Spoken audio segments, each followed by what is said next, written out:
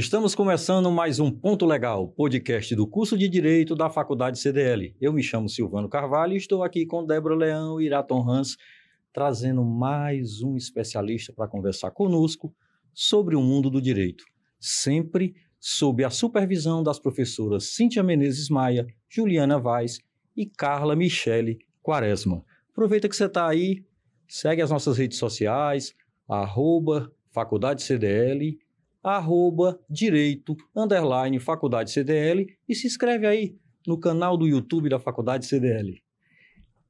Fraude bancária. Para conversar conosco sobre esse tema, a equipe do Ponto Legal traz aqui ele que é pesquisador do Departamento de Direito Administrativo, Financeiro e Processual da Universidade de Salamanca, na Espanha. Professor universitário, possui graduação em Direito pela Unifor, mestrado em Direito Constitucional e em Direito de Estado e ainda é doutorando em Direito Constitucional pela Universidade de Salamanca, na Espanha. E é sócio do escritório Dias e Teixeira, em Fortaleza. O Ponto Legal tem a satisfação de receber nos estúdios da Faculdade CDL o professor João Marcelo. Professor, seja bem-vindo, muito obrigado por ter aceitado o convite. Muito obrigado, eu fico realmente honrado pelo convite em estar aqui e poder tratar de um tema de muita relevância, né, para todos nós e para a sociedade como um todo, né? E vamos lá. Vamos lá. O mundo está se desenvolvendo, tecnologia chegando o tempo todo, tudo é mais fácil, quase nem se escuta mais falar em cheque. Acho que poucas pessoas usam. Evoluiu-se muito e o celular virou um instrumento para a gente fazer quase tudo. Perfeito. Professor, e com isso surgiram as fraudes bancárias. Eu vou começar lhe perguntando o que é exatamente uma fraude bancária na perspectiva jurídica. Perfeito. Esse é um tema muito complexo, né, que de fato atrai a atenção de muitos pesquisadores, muitos professores, muitos teóricos do direito, porque nós temos aí uma evolução, né, inegável dos meios tecnológicos. Isso, obviamente, vem crescendo a cada ano, né? E com isso a criminalidade também ela vem sendo articulada de uma forma mais tecnológica também e se aproveitando dos meios, né, e recursos disponíveis no mercado de consumo, né?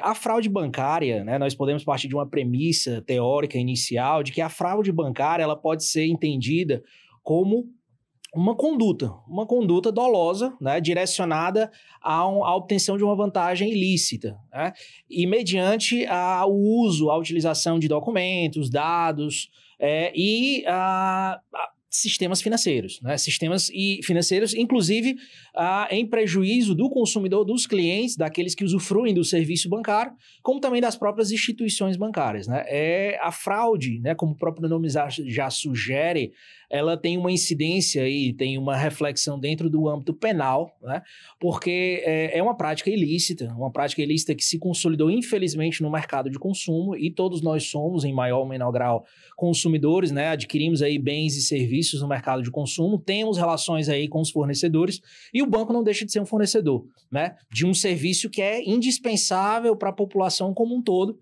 né? Até porque, como você mesmo falou, Silvana, né, há tempos atrás a gente usava o cheque, né, meios mais escritos e a coisa foi evoluindo a ponto de a gente ter agora recursos tecnológicos, então você consegue fazer transferências, operações de crédito com o celular, né? E o problema é que muitos fraudadores, né, estelionatários, perceberam essa possibilidade, né, de entrar nesse meio tecnológico para poder obter essas vantagens indevidas. Isso é uma preocupação muito gritante hoje no mercado de consumo. Então, a fraude bancária ela tem essa percepção social de que é algo indevido, né, é uma ação voluntária direcionada a um objetivo escuso, né, indevido, que uma parte não conseguiria aquilo se não fosse por meios fraudulentos, né, se utilizando de meios ardis, né, e vulnerando aí dados pessoais, né, documentos, sistemas e isso em prejuízo de um mercado como um todo. Professor, quais são as fraudes mais comuns? Perfeito. Há um tempo atrás, né, nós tínhamos aí aquela situação de fraude onde a vítima ela tinha uma relação até que direta com o fraudador, né? O caso das saidinhas bancárias, né, da troca de cartões de crédito dentro dos estabelecimentos bancários, mas hoje a coisa evoluiu para um patamar muito mais elevado, né, que até então ninguém acreditava que isso fosse acontecer. Então, você tem práticas de fraude desde a coleta de dados por um fraudador, né, alguém que consegue, de forma ardil, né, obter dados pessoais de um cliente, de um correntista, de um banco, determinado banco, até situações de fraude em boletos, né, boletos bancários, até mesmo boletos de energia, boletos de água, situações envolvendo PIX, né, o acesso indevido a aplicativos, a questão da invasão do próprio dispositivo móvel para ter acesso aos dados da conta da vítima. Então, são vários, né? E o que o direito penal hoje traz como estelionato eletrônico, né? Que é uma figura até então que não existia e que foi incluída no Código Penal em razão dessa situação que hoje tem da fraude bancária pelos meios virtuais, né? E envolvendo sistemas financeiros. Essas fraudes são mais comuns, geralmente com pessoas que têm uma vulnerabilidade maior, né, professor? São idosos, são pessoas que não têm um conhecimento maior. E aí a gente fica pensando assim, a instituição financeira, ela tem um grau de responsabilidade sobre isso, ela pode ser responsabilizada juridicamente. E como é que o direito trata esse tipo de situação em relação tanto à instituição, quanto à vítima, quanto ao infrator? Perfeito. Vamos lá, vamos contextualizar antes de eu responder a pergunta, né? Muito interessante. Há um tempo atrás, se discutia bastante qual era o campo de incidência, né, dessas relações bancárias. Se ela estava na órbita do direito civil, né, na relação entre o cliente e a instituição financeira, ou se ela estaria dentro da seara do microsistema de consumo, do Código de Defesa do Consumidor. E o STJ editou uma súmula, né, a súmula 297, pondo fim a essa discussão, dizendo que a relação entre cliente e instituição bancária está regida pelo Código de Defesa do Consumidor. O que é interessante na medida em que o Código de Defesa do Consumidor ele parte da presunção de que todo consumidor é vulnerável. Ou seja, ele não detém os mesmos meios, as mesmas possibilidades de que um fornecedor, sobretudo quando a gente fala de uma instituição bancária, que tem todo um aparato tecnológico, funcional. Então, o que isso significa dizer que as relações entre clientes e bancos, né, no que diz respeito a operações de crédito, elas estão albergadas pelo Código de Defesa do Consumidor, que tem uma proteção maior com relação às pessoas ali, inclusive vítimas de fraude. O que acontece é que, de uns tempos para cá, se percebeu que essas fraudes elas vinham ocorrendo muito com idosos, pessoas com pouca familiaridade tecnológica, né? Algumas pessoas também analfabetas, e isso despertou a atenção do ponto de vista da justiça, né? Então, hoje você tem demandas judiciais em que um idoso, né, ele é considerado não só um vulnerável, mas um hipervulnerável. Porque, por mais que ele seja capaz, né, civilmente, mas essa capacidade, em razão da idade avançada, tira um pouco os reflexos, certas situações ali que podem induzir mais facilmente esse consumidor a uma fraude, a erro, né? A incidir numa situação dessa natureza. Então, a justiça ela tem chancelado em determinadas ações, e diria eu, isso está se estendendo cada vez mais, uma proteção maior quando o consumidor ele é um idoso, né? Um idoso ou alguém que tem pouca familiaridade com aplicativos, meios e recursos tecnológicos. Então, isso é interessante na medida em que as instituições bancárias elas precisam obter desse consumidor uma chancela, né? Verificar se de fato foi ele quem realizou aquela operação de crédito, obter uma confirmação do titular da conta, né?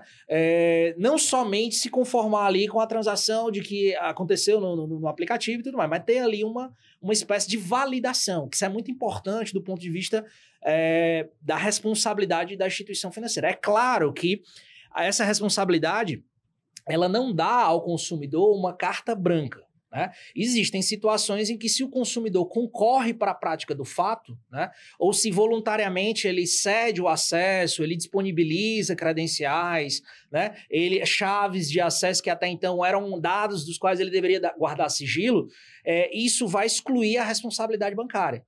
Então, a gente está falando aqui de que no direito é muito comum de chamar de nexo de causalidade. A gente precisa estabelecer um liame entre o fato, o dano e a outra parte, né? No caso, o fornecedor. Então, se não há uma participação do fornecedor, né, nesse evento danoso, né, quando é que isso acontece? Quando a culpa é do consumidor, exclusiva do consumidor, ou quando se trata de um fato de um terceiro, né?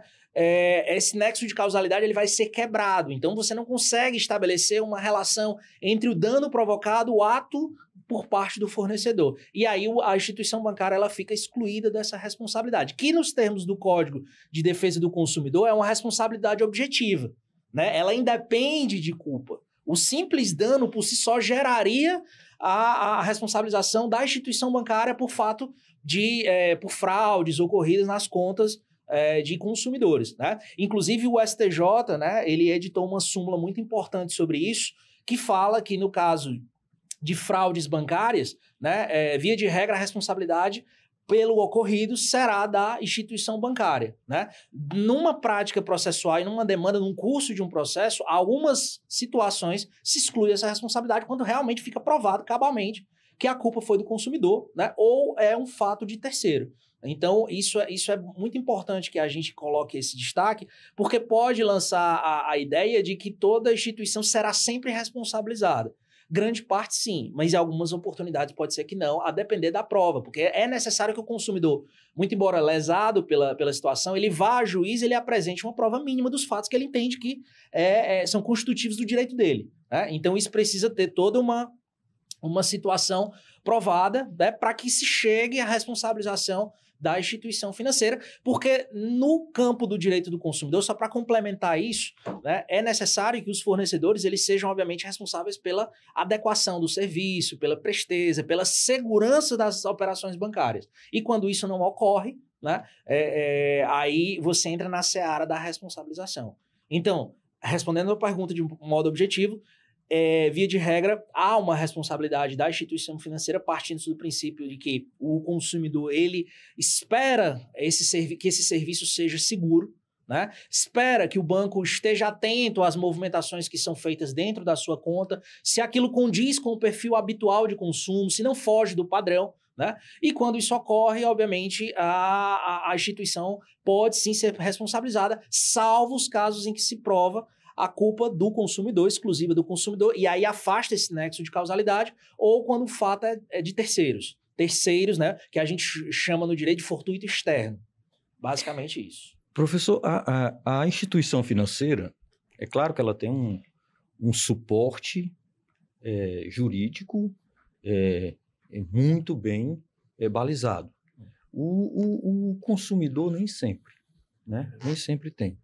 Mas dentro no momento em que acontece a fraude, em que se identifica, em que se abre uma investigação, em que se chega ao processo judicial, qual é a maior dificuldade que se encontra durante o processo judicial para comprovar a fraude?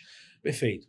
Vamos lá. Então, quando uma situação dessa ocorre, né, com alguém, com um consumidor, um cliente, um correntista, né, um usuário do serviço bancário, ele precisa tomar algumas providências imediatas, né? Então, no caso, hoje existem mecanismos de tentativa de reversão de operações financeiras. Por exemplo, o caso dos PIX, né?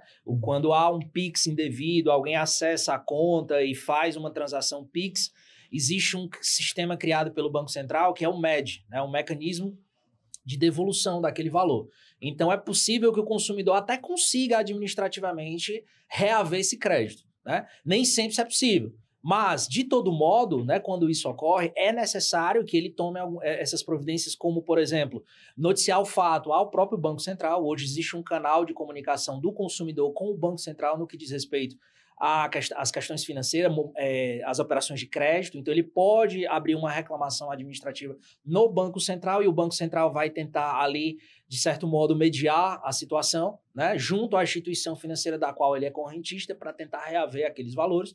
A questão também da emissão de um boletim de ocorrência, é necessário registrar essa ocorrência, né, porque isso se trata de um crime contra o consumidor e, como eu disse, dentro do âmbito penal nós temos a figura do estelionato, então é necessário que haja a comunicação para a autoridade policial.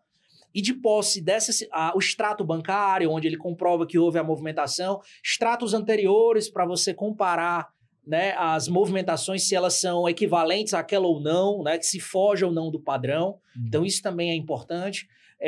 E a tentativa de solucionar a questão via o SAC, o próprio serviço de atendimento ao consumidor da própria instituição bancária. Então, são situações que é necessário que se tenha ali para conseguir obter um conjunto probatório sólido, robusto, né, para que você vá a juízo para tentar a reversão daquela situação, ou seja, a anulação daquela operação indevida, né, seja um empréstimo, seja uma transação PIX, né, entre outras operações financeiras ali indevidas, sem autorização do consumidor. Então ele precisa ter toda uma estrutura probatória, né? Não é somente a alegativa de que sofreu a fraude, ele precisa ter meios documentais, né? Isso se faz como? Através de boletim de ocorrência, através de um registro de uma reclamação, as cópias, né, dos extratos bancários, né, a própria situação de que ele buscou administrativamente uma solução para aquele problema e não conseguiu na via administrativa para buscar uma tutela jurisdicional.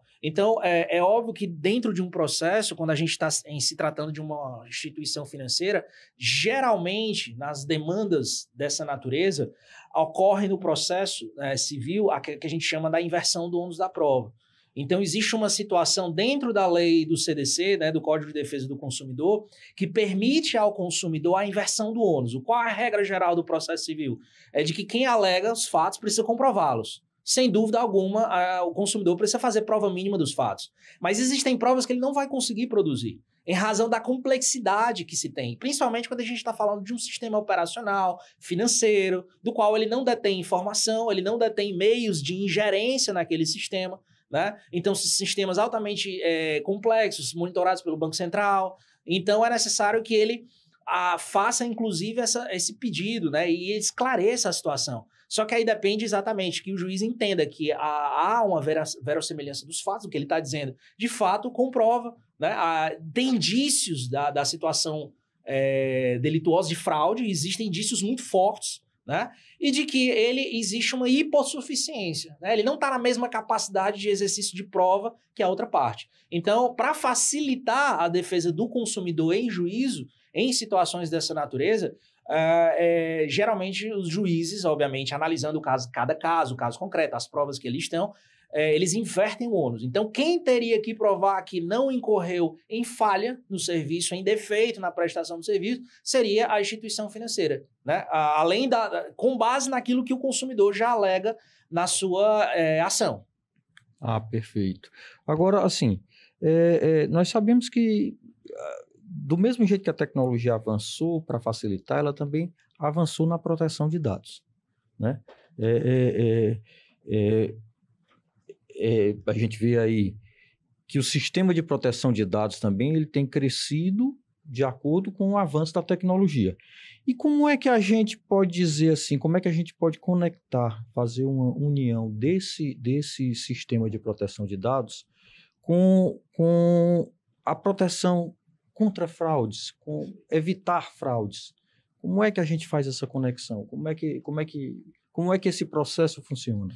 Excelente pergunta, porque atualmente, né, com o avanço dos meios tecnológicos, a gente tem outros meios de autenticação, né? Então você tem a biometria, o reconhecimento facial, e isso, por outro lado, surge no campo do direito uma problemática, né? Como você concilia toda essa evolução tecnológica com a proteção de direitos fundamentais? Você tem a privacidade, a imagem de alguém, né? Então, muitas vezes o consumidor não se dá conta, mas quando ele faz uma biometria, ele faz um reconhecimento facial, ele está, de certo modo, cedendo um dado dele sensível, né? E aí o banco tem responsabilidade sobre esses dados. Exatamente. Né? Exatamente como um controlador desses dados. Como ele armazena esses dados, né? Então, há uma responsabilização no que se vai fazer com isso. Onde fica armazenado, como é que isso é monitorado, porque são dados sensíveis. Então, são dados relacionados a alguém e que tem uma proteção jurídica específica, que o direito, até mesmo o direito constitucional, elevou isso, através do rito das emendas, a um dispositivo do artigo 5º da Constituição Federal Brasileira,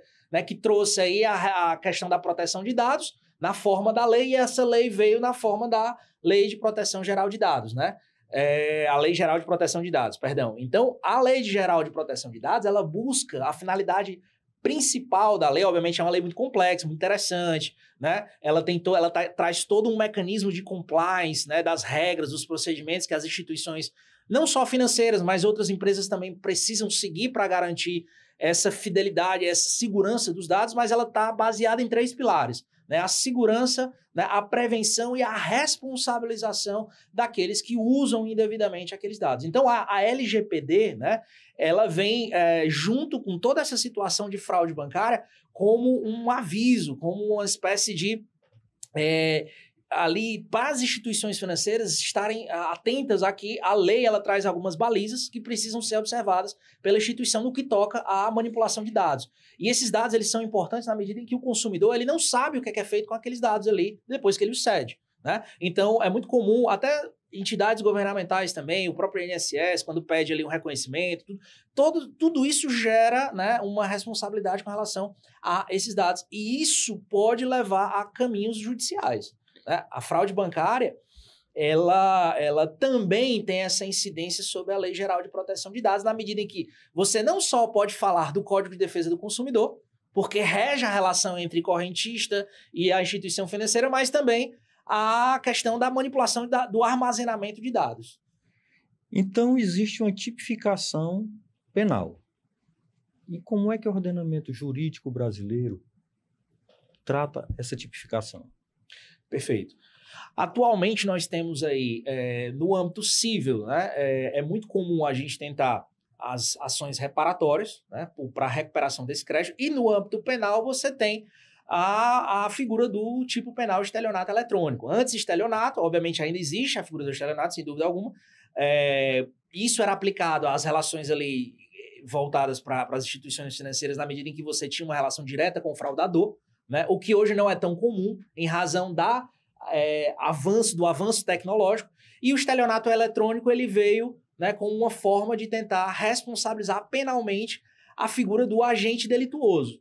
O problema, Silvano, aí é que nesses casos de fraude bancária, muito embora aquele que utiliza, né, de meios ardis, né, para induzir, manter e fazer alguém permanecer em erro sobre algo e obter assim uma vantagem ilícita, é muito difícil você localizar esse agente. É, né? Muito difícil porque muitas vezes essas pessoas, né, eles praticam esses tipos de delito e em localizações diversas daquilo que é o domicílio do próprio cliente. Então, às vezes, o cara está em Fortaleza, né, e o estelionatário está em São Paulo. Mas ele consegue uma forma de ter um acesso aos dados do cliente, né? Às vezes até vazamento de dados, que a gente sabe que isso infelizmente acontece. E às vezes o fraudador não está na mesma cidade, não tem como localizá-lo, é difícil, às vezes é transnacional, ou ele está ali numa situação que bem oculta, e não surgem muitas possibilidades no meio criminal de você conseguir de fato, né, imediatamente responsabilizar a pessoa quem praticou o fato. Então, isso depende também das forças de segurança, de operações policiais, de inteligência, de rastreio, né? Então, essas operações que a gente às vezes percebe, né, no âmbito do estelionato eletrônico, elas já vêm sendo observadas, monitoradas pela polícia, ou polícia civil, polícia federal, né, para tentar localizar aqueles agentes que, de fato, praticaram aquele fato. Mas, para o consumidor que tem essa relação direta com a instituição financeira, para recuperar esse crédito, ficaria, digamos, mais viável que ele buscasse a via indenizatória, né? Porque realmente é muito custoso ele conseguir localizar aquele que praticou o fato delituoso. É muito difícil localizar quem faz a fraude, professor? Infelizmente, sim. É um crime complexo, é um crime difícil de rastreio, assim como outros crimes que estão arrolados no Código Penal, como a lavagem de dinheiro. Quando você tem uma atuação e que se utiliza de sistemas financeiros para a prática de crimes, né, é é difícil isso ser rastreado de uma forma muito rápida. Né? Então, é diferente de outros crimes patrimoniais ali, como roubo, furto, ou crimes dolosos contra a vida, homicídio e tudo. Mas esses crimes que passam, de certo modo, pelo sistema financeiro, que são praticados ali e que têm uma violação da ordem econômica, eles precisam ser muito bem monitorados, eles precisam ser muito bem observados, ter um acompanhamento, uma atividade de diligência por parte das forças de segurança, para que a gente consiga, de fato, chegar aos autores, né, desses delitos. O que muitas vezes fica difícil para o consumidor esperar que isso chegue. Então, a questão das fraudes bancárias muitas vezes reside naquela pessoa ali que juntou suas economias, que precisa daquele dinheiro, né, que paga muito sacrifício, seus remédios, idosos, aposentados, que estão ali nos seus dias de vida, que precisam daqueles recursos, que fizeram a economia de uma vida inteira, né, ou pessoas que estão ali juntando dinheiro para investir num negócio, para montar um negócio, e não teria como você esperar até mesmo a responsabilização penal de alguém que cometeu, obviamente, é o que todos nós esperamos, a sociedade como um todo. Né? Mas a via da recuperação do crédito, nesses casos, ela chama mais a atenção do consumidor, porque ele tem aquela necessidade de ter aquela devolução daquele valor que foi desviado indevidamente. Né? Então, é claro que o ideal, o melhor dos mundos, diria eu, era que a gente conjugar as duas coisas. Né, que o consumidor tivesse o seu crédito recuperado, né, a anulação de operações indevidas que foram feitas sem a sua autorização, sem a sua concordância e, consequentemente, a devolução daqueles valores e também a prisão, né, a ordem de prisão daqueles que foram os autores dos fatos, né, que, infelizmente, a gente pouco consegue essa efetividade aí no plano prático. Professor, a transformação do mundo com a tecnologia foi muito rápida. Nós enfrentamos aí uma mudança que atinge várias gerações. E aquela geração um pouco mais antiga, ela viveu esse momento de batalhar, de trabalhar, não tinha tanta tecnologia. A comunicação era feita por um orelhão. Isso. Quando tinha um orelhão perto. Isso. E a maioria dessas pessoas, elas realmente são aquelas que guardavam o seu recurso em casa, que usavam o dinheiro em espécie para resolver as coisas e que batalharam a vida toda para construir o seu futuro. E, de repente, elas se veem cercadas de meios tecnológicos que fogem muito ao tato delas, ao conhecimento delas, à prática diária delas. E ficou óbvio que essas são as pessoas mais vulneráveis. E aí agora, a gente vê surgir uma nova tecnologia, que é a inteligência artificial, que vem aí, a gente, até mesmo para a gente, para as pessoas que são de uma geração mais habituada com a tecnologia, ainda é uma novidade e que muita gente não consegue ainda dominar, conceituar. Mas nos falam assim que ela pode ser de uma grande valia também no combate às fraudes. Perfeito. Junto com a biometria, que eu já acho um avanço sensacional. Sim. O aplicativo do banco só abre se você ler o seu rosto. Isso. Né? Ou se você encostar a digital na lateral do celular, quer dizer, isso já é um avanço. Isso. Né? Mas como é que essas duas tecnologias, tanto a autenticação biométrica quanto a inteligência artificial, podem auxiliar no combate às fraudes? Esse é um grande desafio do mundo atual, né? Nós temos um fenômeno da inteligência artificial que é inegável. Assim, hoje em dia, basicamente, muitas operações, elas antes que eram analógicas, hoje são digitais e convertidas em inteligência artificial, né, para tentar otimizar ali os meios de produção, né, tentar otimizar também e garantir uma produtividade. Então, com o avanço aí das plataformas, do ChatGPT, né, os sistemas hoje todos eles estão sendo atualizados para funcionar junto com a inteligência artificial. E isso já é uma preocupação da justiça, das instituições financeiras, né, das operadoras de telefonia, do mercado de consumo como um todo. Né?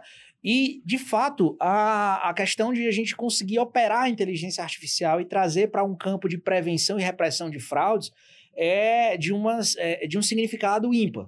A gente precisa aliar meios, né, treinar a máquina, e as instituições financeiras já estão, de certo modo, fazendo isso, para rastrear padrões, né, para rastrear operações suspeitas, para tentar identificar o mais rápido possível que aquele valor que estava na conta do consumidor não deveria sair, né, ou que foi alguém, que esse dinheiro foi transferido para alguém com quem ele nunca teve uma relação anterior.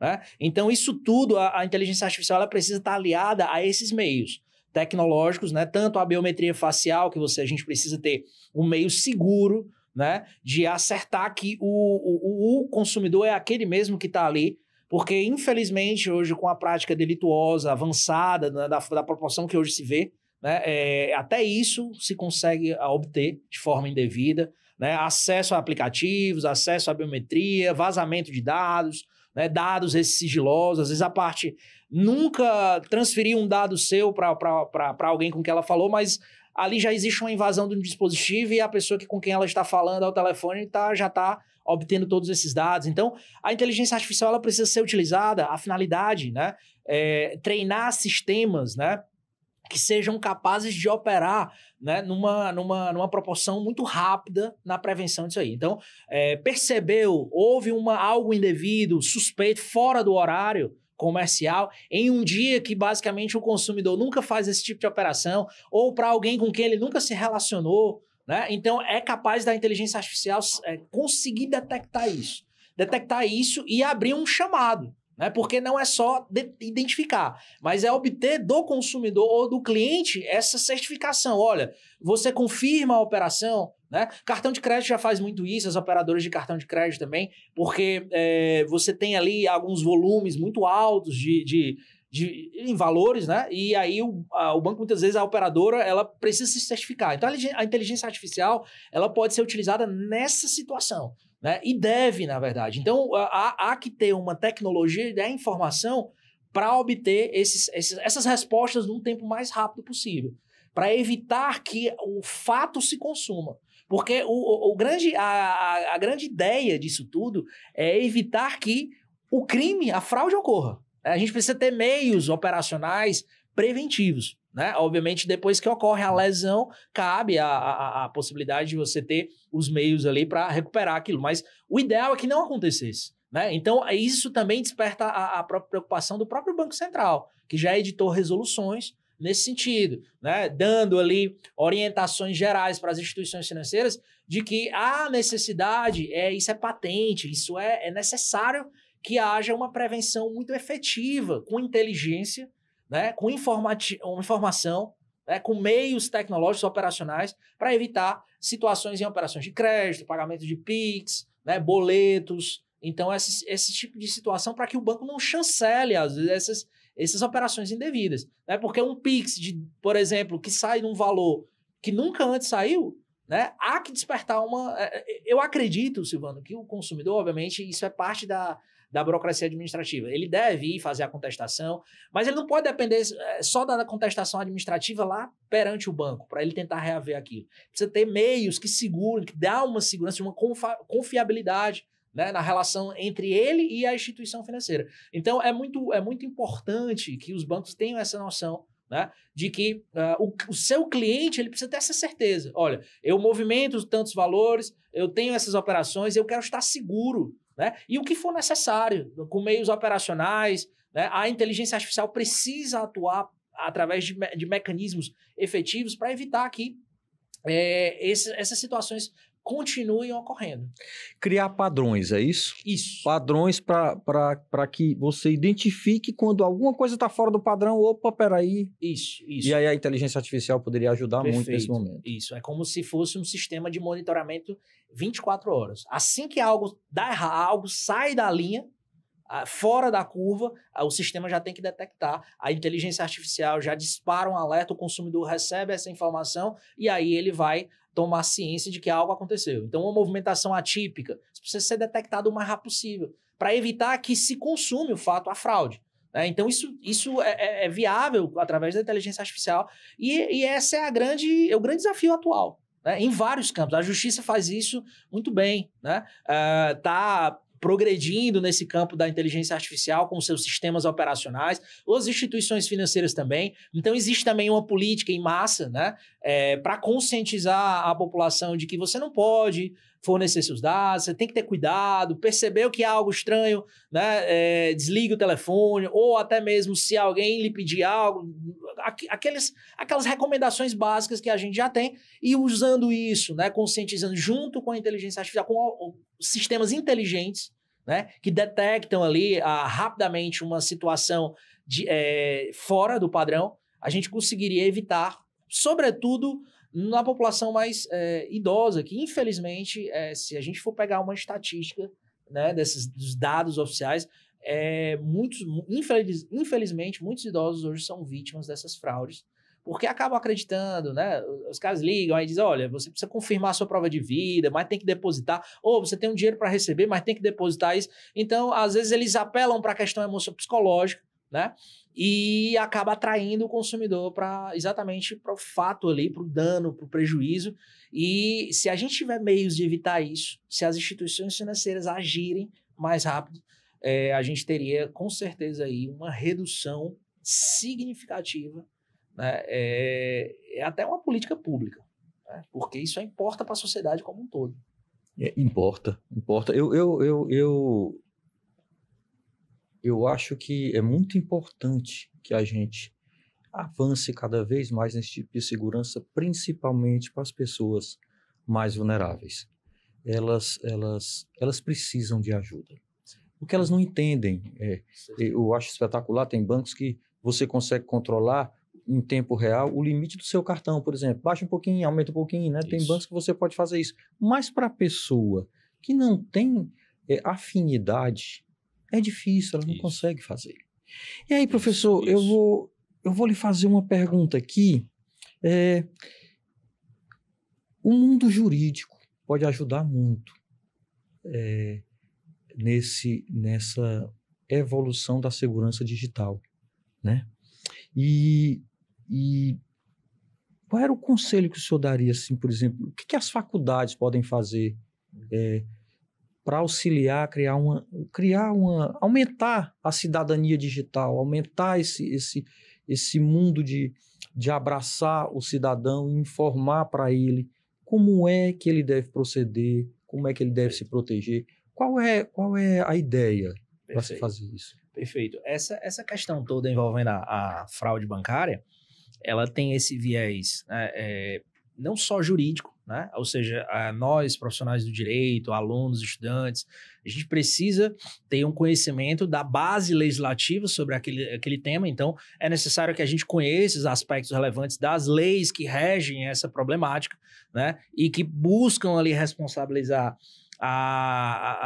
aqueles que cometeram fraudes, né? A gente precisa ter essa noção jurídica, né? Perceber isso, né, como algo relevante da formação, não digo só do direito, né, mas da cidadania como um todo, né? A gente precisa entender quais são as leis que de repente ali amparam os nossos direitos, caso a gente caia numa situação dessa natureza. Mas é mais do que isso, né? Eu sempre digo para meus alunos que tem coisas que a lei por si só não resolve. A gente tem leis muito boas, né? O Código de Defesa do Consumidor é muito bom, a LGPD é muito boa, mas a gente tem uma mania, de repente, talvez o brasileiro como um todo, a gente tem uma mania de depositar muita esperança na lei como se ela fosse resolver todos os nossos problemas. E muitos deles podem ser resolvidos com questões de conscientização, de educação, de uma formação humanística, né, daquilo que a gente precisa entender como sendo, para poder atuar, para poder estar, né, socialmente e fazer a diferença. E prevenir. Prevenir, exato. Então, eu acredito que situações envolvendo educação financeira, fazer com que as pessoas entendam como é que a gente opera nesses mecanismos, né, ter ali orientações sobre quais são os dados que precisam ser guardados, que não podem ser objeto de transferência, né, e entender quais são os meios, a forma como eu preciso agir caso alguma coisa aconteça. Então, a gente precisa ter uma formação educacional sobre o assunto, né? Muito mais do que, diria eu, jurídica, né? Porque, às vezes, a gente não consegue, só mesmo no âmbito do direito, resolver essas contendas, essa problemática. Então, a gente precisa ter um conhecimento muito mais além, operacional, né? De informativo, muito mais até do que o jurídico. Obviamente, o jurídico a gente precisa mantê-lo ali, para poder saber como se comportar, entender onde está, caso algo ocorra. Mas é muito mais do que isso. É uma situação que, pela relevância social do tema, né, pela questão pública, a gente precisa, obviamente, fazer com que as pessoas entendam, né, que há uma responsabilidade muito grande em operar esses meios tecnológicos. Então, isso precisa ter um treinamento, uma capacitação, de entender, mostrar. Eu acredito que questões, vídeos informativos são muito interessantes nesse sentido, né? Olha, cuidado com isso, você não pode fazer isso, se alguém lhe pedir isso, não forneça, né? Desconfie, né? Desconfie, assim como muitas vezes já vi pessoas caindo em golpes porque acreditaram que o banco ia oferecer um crédito, sabe? Aquela promessa fácil, rápida, né? Então, isso às vezes é uma situação que a gente consegue prevenir, né, com uma questão educacional, né? O direito ele vai estar ali, o mundo jurídico vai se organizar para defender os interesses daquela pessoa que teve seu direito violado, né? E vai mostrar os meios processuais cabíveis ali para tentar buscar ali a satisfação daquilo que, obviamente, foi violado. Mas o ideal é que a gente conseguisse meios de prevenção muito mais efetivos do que esperar que algo aconteça para fazer alguma coisa.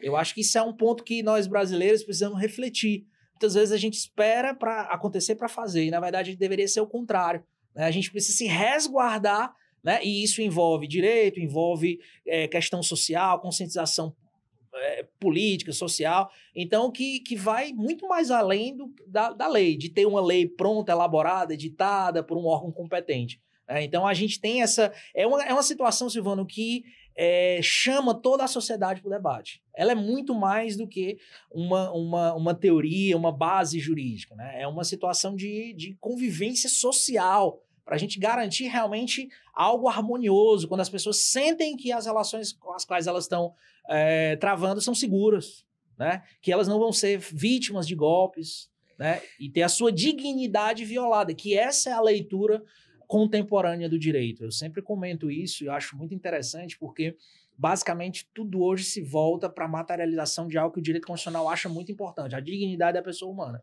E essas relações privadas, elas têm uma preocupação com a dignidade da pessoa humana. Dignidade daquele que que age no mercado de consumo, né, que adquire bens e serviços e que necessita ter a sua dignidade preservada, seja com lei, seja com política, seja com informação necessária e útil para todos.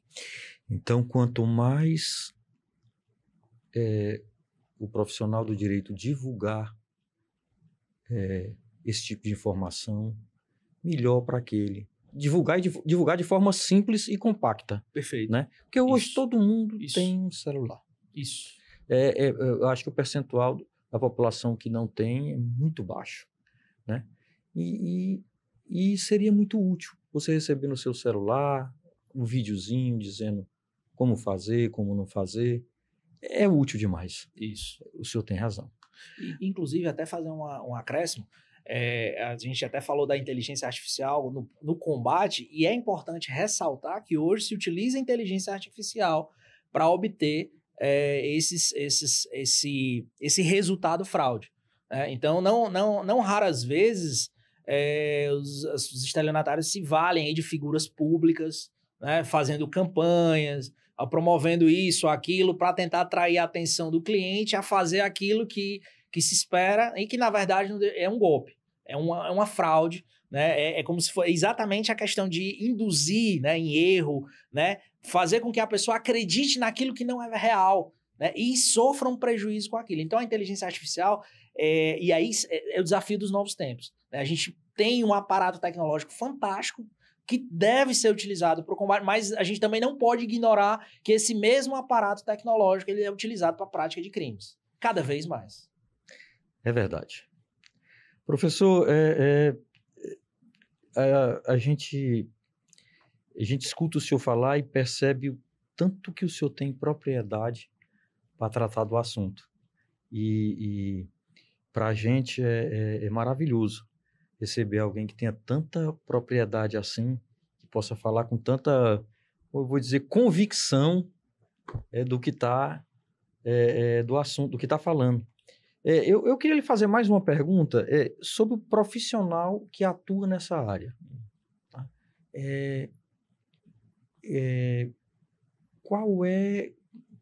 Que rotina esse profissional deve seguir para conseguir estar sempre se atualizando e andando conforme a evolução da tecnologia? Bom, esse ramo, né, de atuação profissional, ele está muito inserido na parte do direito bancário, direito civil, direito do consumidor. Então, obviamente, né, quando surge uma problemática dessa natureza, nós temos de um lado o consumidor que vai ter o seu profissional ali habilitado para assisti-lo ali diante daquela situação, né, e buscar o melhor meio de resolver aquela sua situação. E também do outro lado tem os profissionais que estão ao lado das instituições financeiras. Obviamente, a gente sabe que é parte, né, de um conjunto, de um sistema. De um conjunto, né? de um sistema, perfeito. E é necessário, sobretudo, né, que a gente tenha aí um acompanhamento diário daquilo que é decidido pelos tribunais em termos de fraudes bancárias, porque isso explodiu nos tribunais, isso é algo que é muito comum a gente ver de 10 processos julgados, 6, 7 são sobre fraude bancária. Quando se trata de instituição financeira. É óbvio que tem outros que são execução de título, cédula de crédito bancário, questões de revisional, de contrato e tudo mais. Hoje é uma grande margem de situações envolvendo as fraudes bancárias. Então, é necessário que haja um acompanhamento diário específico com relação às decisões que provêm dos tribunais superiores, sobretudo o STJ, que trata da matéria com muita propriedade, né? Também dos tribunais ordinários, né? Os tribunais de justiça. E é necessário também sempre estar atento às disposições normativas do Banco Central, porque como é uma instituição reguladora, né, da atividade bancária e trata do sistema financeiro como um todo, a gente precisa sempre estar acompanhando o que o Banco Central trata sobre o assunto, né, aborda sobre o assunto. Então, para poder você conseguir, de fato, exercer a melhor defesa, buscar o melhor direito, né, para aquela situação concreta.